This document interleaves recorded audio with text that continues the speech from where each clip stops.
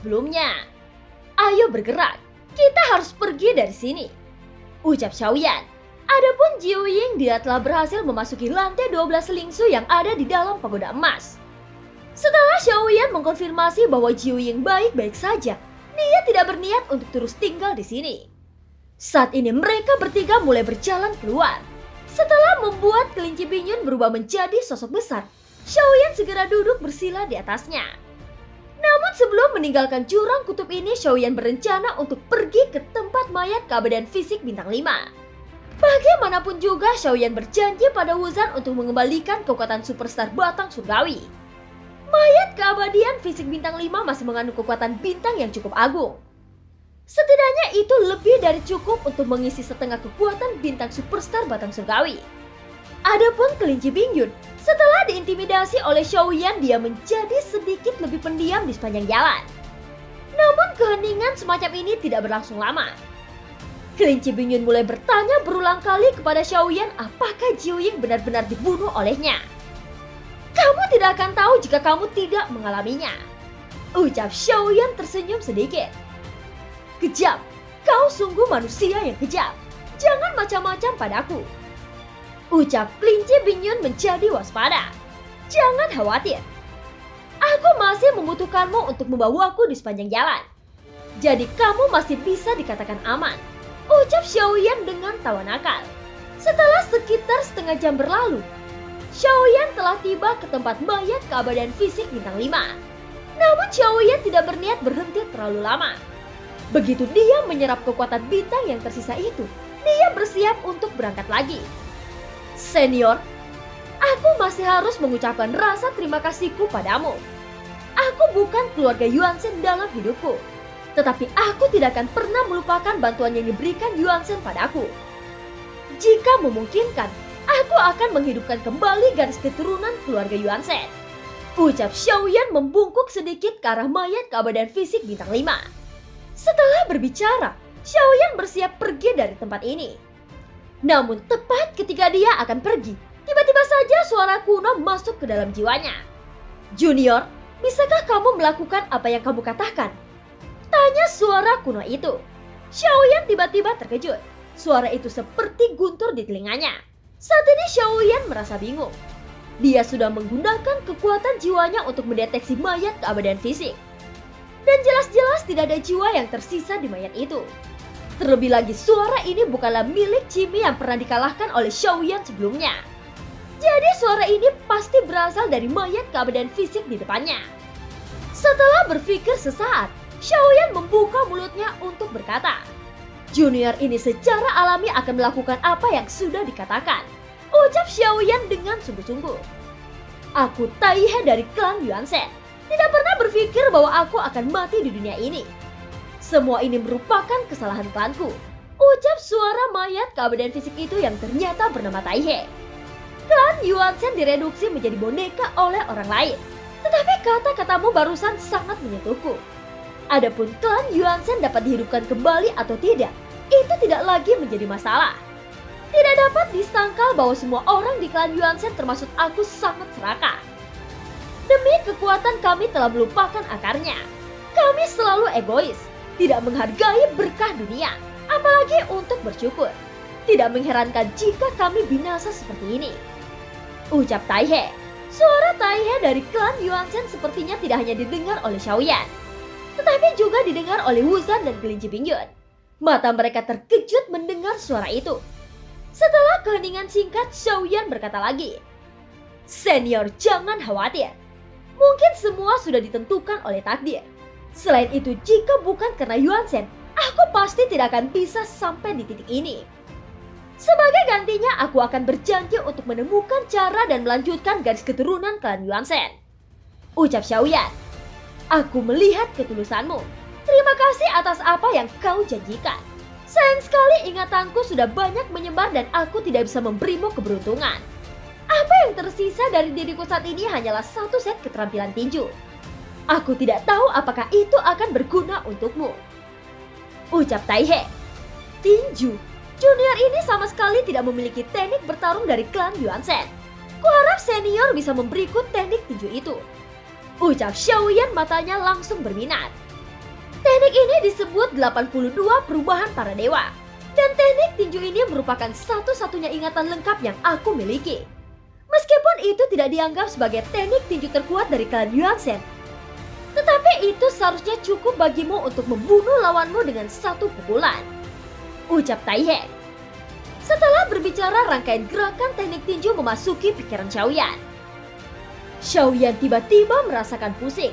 Dia segera duduk untuk memilah-milah informasi yang memasuki kepalanya. Hampir tidak mungkin untuk menyadari teknik ini dalam waktu singkat. Jadi cara terbaik untuk Xiaoyan adalah dengan mencatatnya di slip giok. Setelah mencatat informasi tersebut, Xiaoyan menghela nafas lega. Xiaoyan menyeka keringat dari dahinya dan melihat slip giok di tangannya dengan ekspresi puas. Senior, ngomong-ngomong, apakah klan Yuan-shen memiliki metode latihan fisik? Tanya Xiaoyan. Latihan fisik? Klan Yuan-shen tidak perlu berlatih latihan fisik. Kamu harus ingat bahwa hanya jika kamu memiliki kekuatan yang cukup, teknik apapun hanya pemborosan kekuatan. Inilah keunikan klan Yuan-shen yang tidak dapat dimiliki eksistensi lain. Satu pukulannya sudah cukup untuk membunuh. Tidak perlu apa yang disebut latihan fisik, ucap Tai He. Kata-kata Tai He terlihat sangat bangga, meskipun dia telah mati. Kesombongan yang terkandung dalam tulang-tulangnya sepertinya masih belum hilang. Junior, setiap anggota dari klan Yuan-shen memiliki tanda bintang di antara alisnya. Itu merupakan ranah kekuatan yang dimiliki klan Yuan-shen. 1 bintang adalah yang terlemah dan 9 bintang merupakan yang tertinggi. Tapi jangan berpikir bahwa 9 bintang adalah akhir dari kultivasi klan Yuan-shen. Tidak seperti itu. Di atas bintang 9 masih ada ranah leluhur. Sejauh yang aku tahu tidak ada yang pernah mencapai batas atas. Ini karena tidak ada batasan untuk kekuatan fisik klan Yuan-shen. Oleh karena itu aku menyarankan junior kecil untuk berkultivasi dengan cara gila-gilaan, ucap Tai He lagi. Xiaoyan sedikit terkejut ketika mendengar kata-kata itu. Selain dikejutkan oleh ranah kultivasi Yuan-shen, Xiaoyan sepertinya sudah lama tidak mendengar kalimat disebut anak kecil. Jelas untuk eksistensi seperti Tai He, Xiaoyan bisa dihitung sebagai remaja. Padahal Xiaoyan sekarang sudah memasuki jajaran monster tua dengan umur panjang. Senior, terima kasih atas saranmu, ucap Xiaoyan menangkupkan tinjunya. Hanya itu yang bisa aku ajarkan padamu. Sisanya telah hilang selama bertahun-tahun. Ngomong-ngomong, aku telah melihat jantung api di dalam tubuhmu. Sebelum kamu pergi, bisakah kamu mengirimkan perjalanan terakhirku dengan apimu itu? Ucap Tai He. Xiaoyan menganggukkan kepalanya. Segera nyala api dari api abadi mendarat di tubuh Tai He. Dan nyala api dengan cepat membakar tubuhnya. Tidak peduli apapun yang terjadi, tolong biarkan klan Yuan-shen berkembang sebanyak yang kamu bisa. Kekuatan adalah penghormatan utama bagi garis darah klan Yuan-shen, ucap Tai He. Suara terakhir Tai He keluar. Xiaoyan bisa merasakan bahwa sisa terakhir dari jiwanya mulai menghilang. Xiaoyan membungkuk sedikit sebagai rasa hormatnya. Klan Yuan-shen yang pernah mendominasi di seluruh dunia benar-benar punah. Tidak peduli seberapa kuat klan Yuan-shen, selama ada puncak pasti akan ada penurunan. Pada akhirnya mereka hanya menjadi legenda di mulut orang-orang. Dan seiring berjalannya waktu akan menghilang bagaikan debu yang tidak lagi diingat oleh siapapun. Dibandingkan dengan lamanya hidup, seseorang harus hidup seperti bintang yang bersinar. Setidaknya di sungai waktu yang gelap dan tak terbatas ini, ia juga memancarkan cahayanya sendiri, gumam Xiaoyan. Sementara itu kelinci Pinyin tiba-tiba mengangkat kepalanya untuk melihat Xiaoyan. Ada kekaguman di matanya. Namun ketika memikirkan tindakan Xiaoyan sebelumnya, ekspresi kekaguman itu langsung menghilang. Setelah sekian lama, Xiaoyan akhirnya berbalik dan meninggalkan tempat itu. Tubuh Tai He juga akan menghilang dari dunia ini. Tanpa jantung api Xiaoyan, mungkin akan memakan waktu puluhan ribu tahun atau bahkan lebih untuk menghilangkan mayat keabadian fisik. Di jurang kutub ini, Xiaoyan duduk bersila di atas kelinci Pinyin yang terus menggerutu. Tampaknya kelinci Pinyin terintimidasi oleh Xiaoyan dan hanya berani bergumam pada dirinya sendiri dengan suara rendah. Xiaoyan memandang Wuzan yang kelelahan di belakangnya. Dia memberi isyarat agar Wuzan duduk bersamanya. Namun Wuzan melambaikan tangannya untuk menolak tawaran Xiaoyan. Kelinci Pinyin memang takut pada Xiaoyan. Tetapi kelinci Bingyun sama sekali tidak takut pada Wuzan. Di dalam pikiran Wuzan jika dia membuatnya kesal, pada saat itu dia benar-benar akan diubah menjadi bongkahan es oleh kelinci Bingyun. Xiaoyan yang tersenyum tiba-tiba berdiri, kemudian menghentakkan kakinya lalu melompat dari kelinci Bingyun. Dengan langkah mendadak seperti ini, tubuh kelinci Bingyun yang sama sekali tidak siap segera terhuyung-huyung. Dia melihat sosok Xiaoyan berubah menjadi siluet panjang di kejauhan. Arah Xiaoyan terbang adalah sebuah pulau mengapung. Pulau ini tidak asing bagi mereka. Itu adalah Pulau Zanyue tempat mereka tinggal untuk sementara waktu. Pria kejam 1000 pisau, kamu berani menginjakku seperti ini? Teriak kelinci Bingyun. Kelinci Bingyun pada saat ini sangat marah. Dia melihat Xiaoyan yang lari di kejauhan. Tanpa mengucapkan sepatah kata pun kelinci Bingyun mengejar Xiaoyan dengan marah. Sangat marah sehingga dia ingin membekukan Xiaoyan menjadi es. Pada saat ini di atas langit Pulau Zanyue sosok Xiaoyan tiba-tiba berhenti di udara. Ratu memintaku untuk mengikutimu. Tapi dia tidak pernah menyuruhmu untuk menggertakku. Tidak peduli apa, aku juga seorang senior. Apakah kamu mengerti apa itu Lian Xiangxiu? Ucap suara nyaring kelinci Bingyun terus terdengar. Adapun Xiaoyan dia menundukkan kepalanya menatap Pulau Zanyue di bawah. Terakhir kali tempat ini dipenuhi dengan lautan mayat hidup. Namun sekarang tidak ada satupun yang tersisa. Sementara itu sosok kelinci Bingyun dan Wuzan juga datang dari belakang satu demi satu. Lihat, ini adalah mahakaryamu. Ada banyak makhluk di pulau ini sebelumnya. Tapi mereka sekarang menjadi abu karena ulahmu. Kamu terlalu munafik. Mungkinkah kamu masih berencana untuk berduka atas kehancuran ini? Ucap kelinci Bingyun terus mencaci maki Xiaoyan. Adapun Xiaoyan dia hanya melirik Pulau Zanyue yang seperti sepotong kue.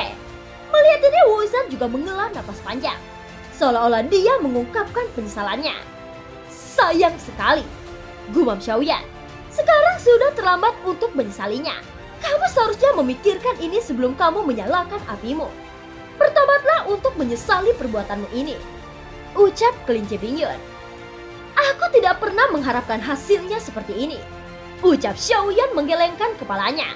Kelinci Bingyun mendengus 2 kali. Dia hendak membuka mulutnya untuk terus menghina Xiaoyan.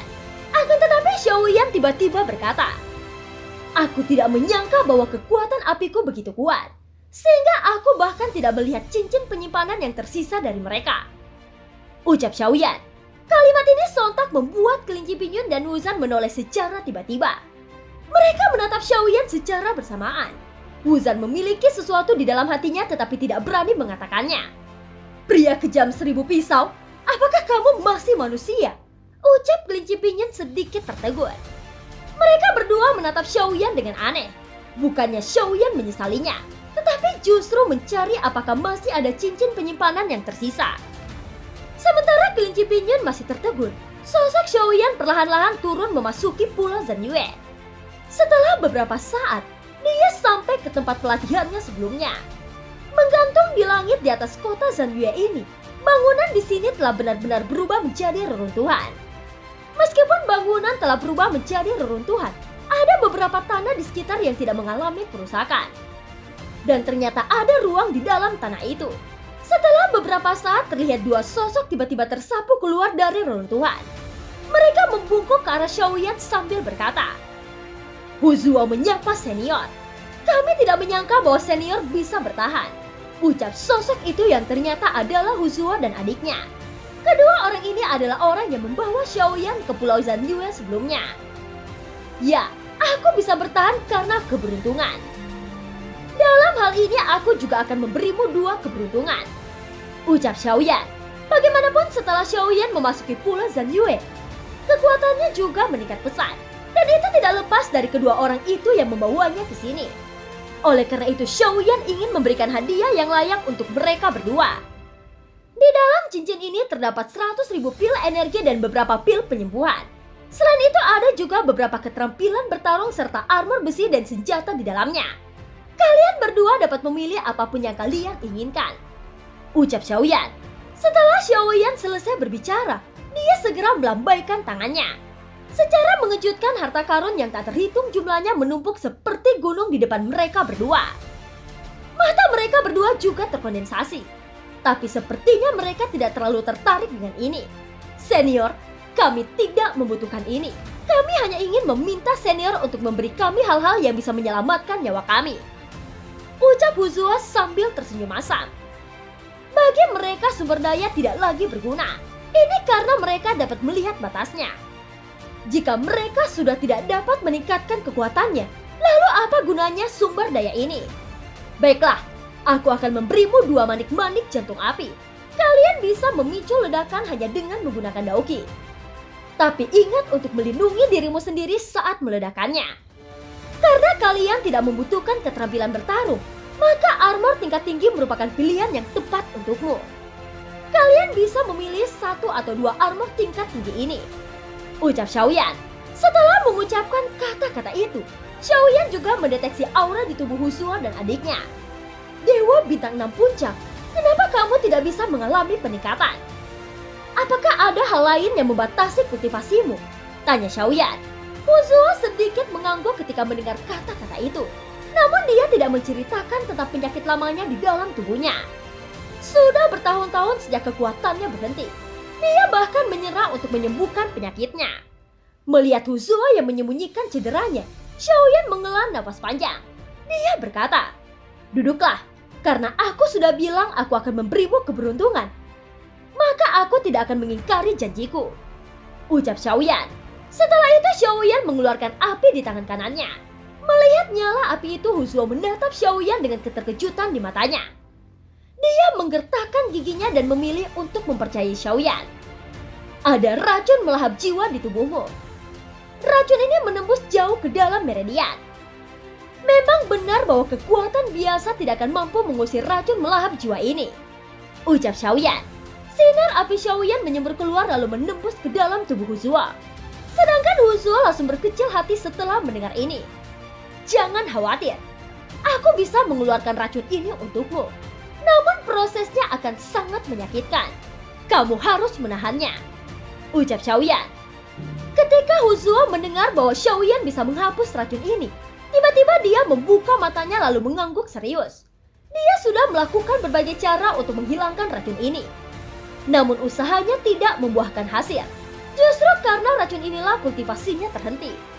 Jadi ketika dia mendengar bahwa Xiaoyan bisa mengeluarkan racun di dalam tubuhnya, bagaimana dia tidak bersemangat dengan harapan ini?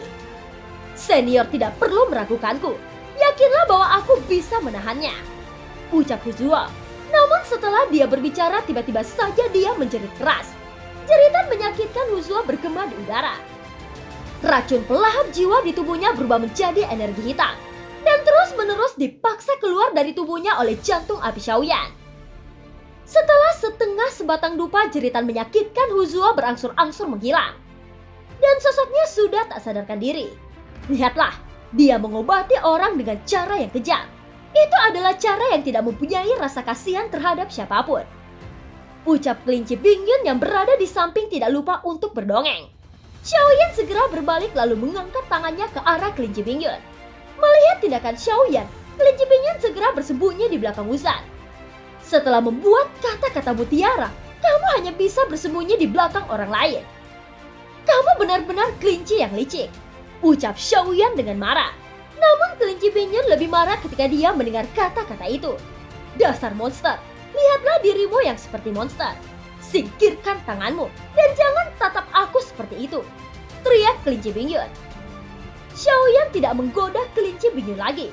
Dia menatap Huzuo dan wanita di sebelahnya. Setelah ini buang rasa putus asamu. Selama kamu masih bernafas tidak ada gunanya menyerah. Di masa depan kamu harus bekerja keras untuk hidup. Ucap Xiaoyan kepada dua sosok yang masih tak sadarkan diri itu. Setelah menyelesaikan semua ini, Xiaoyan membalikkan tubuhnya. Ayo pergi, aku benar-benar ingin pergi kali ini. Tempat ini dianggap sebagai asal mula takdir. Ucap Xiaoyan menghela nafas. Setelah berbicara, dia mengalihkan pandangannya pada kelinci Bingyun.